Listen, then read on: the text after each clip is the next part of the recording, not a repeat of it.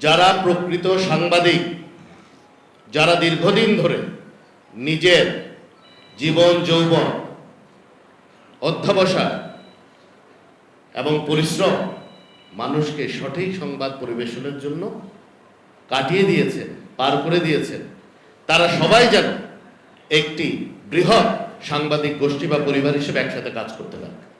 এটা অত্যন্ত প্রয়োজন।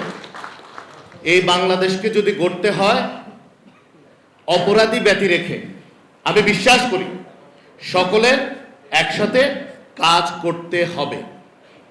না হলে আবারও যদি আমরা দেশকে বিভক্ত করতে চাই, আমরা যদি পক্ষপাত হয়ে কাউকে বাদ দিয়ে, কাউকে অন্যায়ভাবে বাদ দিয়ে, আমি অন্যায়ভাবে বলি, কাউকে অন্যায়ভাবে বাদ দিয়ে যদি সামনে অগ্রসর হতে চাই, তাহলে দেশের জন্য শুভ কিছু বয়ে আসবে না।